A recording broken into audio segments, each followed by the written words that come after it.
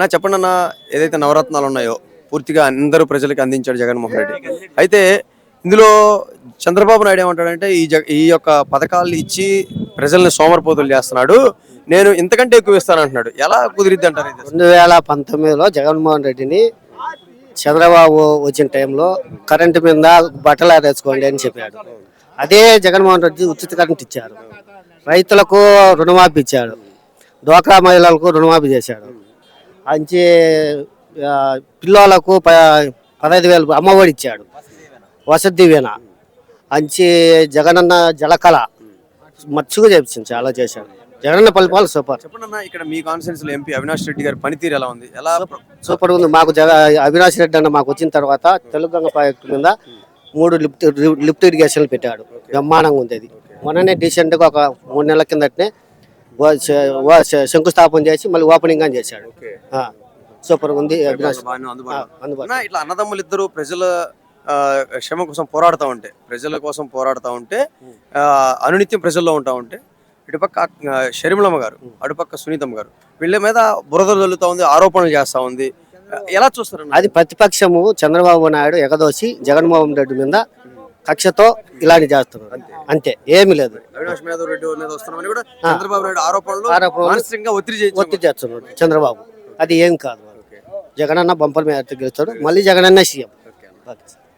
ముఖ్యంగా చెప్పడన్న, జగన్మోహన్ రెడ్డి ఏదైతే కార్యక్రమం పెడతారో దానికి లక్షల మంది జనం వస్తూ ఉన్నారు. అది డబ్బులు తీసుకొని వస్తూ ఉన్నారు, తరలిస్తూ ఉన్నారు అని చెప్పి గ్రాఫిక్స్ అని ఎన్నో ఆరోపణలు చేస్తూ ఉన్నాడు చంద్రబాబు నాయుడు గారు. ఎలా చూస్తారు?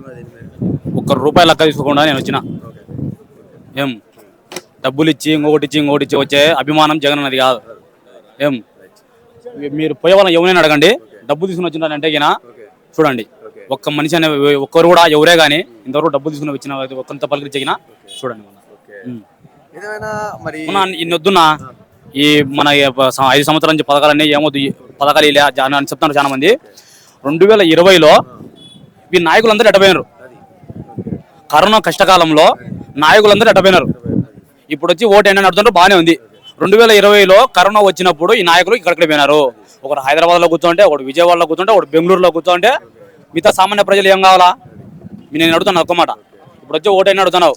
అదే మా ఎమ్మెల్యే కానీ మన ఎమ్మెల్యే కానీ ప్రజలు ఎట్టుంటారు, ఇబ్బంది పడుతున్నారా? 2 మాటలు రేషన్ బియ్యం ఇంటింటికి వచ్చి మళ్ళా ఇంటి ఒక నర్సును పంపించి మీకు ఆరోగ్యం ఎట్టుంది వాలంటీర్లను పెట్టి మీకు ఆరోగ్యం బాగాలేదు, జ్వరం వచ్చింది, దగ్గు వచ్చింది, ఏమవుతుంది అన్ని ప్రతి ఒక్క విషయం చెప్పి నీకు ఇంటి దగ్గరికి పింఛన్లు కానీ మా ఎమ్మె నడుచుకుంటా పోయి పింఛన్కి పోతే 1వ తేదీ లేదు పని చేయాలి, సర్వర్ పని చేయాలి, 2వ తేదీ రా అంటారు, 2వ తేదీ పని చేయాలి, 3వ తేదీ రా అంటారు. పోయి వచ్చా 1.5 కిలోమీటర్ నడుచుకుంటా వచ్చా అనేది. అలాంటిది ఇప్పుడు సొంతంగా వాలంటీర్లే 5:30కే మళ్ళా తలుపు తట్టి ఇదో వానికి 3,000, ఇదో వానికి 2,750 అట్లా ఇచ్చుకుంటా వచ్చినారు. ఇలా ప్రభుత్వం పరిపాలన చేస్తున్నాడు జగన్మోహన్ రెడ్డి, తుగ్లక్ పరిపాలన చేస్తున్నాడు, సైకో పరిపాలన చేస్తున్నాడు, చేతగాని పరిపాలన. రాష్ట్రం అంధకారం ఉంది, గాడిలో పెడతా అంటున్నాడు చంద్రబాబు నాయుడు. ఇప్పుడు ఫ్రీ బస్సులు పెడితే అంధకారంలో పడదా? ఈ ఒక్కొక్క ఇంటికి 500 అమ్మ 100 కింద 500 ఇచ్చింది అన్నాడు, అప్పుడు అంధకారంలో పడిపోదా? ఈ మళ్ళీ 300 పెట్టినాడు, 4,000 ఇస్తాను వాళ్ళు. ఇప్పుడు ఆల్రెడీ జగన్మోహన్ రెడ్డి సార్ చెప్పినాడు 4,000 ఇస్తానని, చెప్పినాడు కాబట్టి ఆమె ఇస్తా అని చెప్తున్నాడు అంతే. నిరుద్యోగులకు కూడా 2.5 ఉద్యోగం వచ్చేంత వరకు కూడా ఇస్తాను. జరిగేటుంటే ఏదైనా చెప్పు, నా జరగండి కాదు, జరిగేటుంటే చెప్పండి ఏదైనా. 2 లక్షల రూపాయలు 2 లక్షల రూపాయలు రుణమాఫీ చేస్తానంటున్నాడు మళ్ళీ. ఎవరు? చంద్రబాబు నాయుడు. చేస్తాడనా? మిగతా 5 ఏళ్ళు ఏం చేసినాడా? రైతులకు రుణమాఫీ అన్నాడు, ఈ డాక్రాలు రుణమాఫీ అన్నాడు. లాస్ట్ పోతా పశువుకి మీద 10,000 ఇచ్చిపోయినాడు. ఏమి ఇచ్చినాడు? అది కూడా పూర్తిలే, 2 మాట 2 ఇంతలు ఇచ్చినాడు. ఎట్టడం వల్ల ఏం అసలు ఈ పరిపాలన 2029, 2034 కూడా ఇదే గవర్నమెంట్ వచ్చేది చూస్తాడు. ముఖ్యంగా మీ ఎంపీ అవినాష్ రెడ్డి గారి పనితీరు ఎలా ఉందంటే సూపర్ తో ఉంది. దానికి చెప్పిన అవసరమే లే. 1,00,000 మెజారిటీతో అవినాష్ రెడ్డి సార్ రాకపోతే అప్పుడు అడగండి, 1,00,000 మెజారిటీ.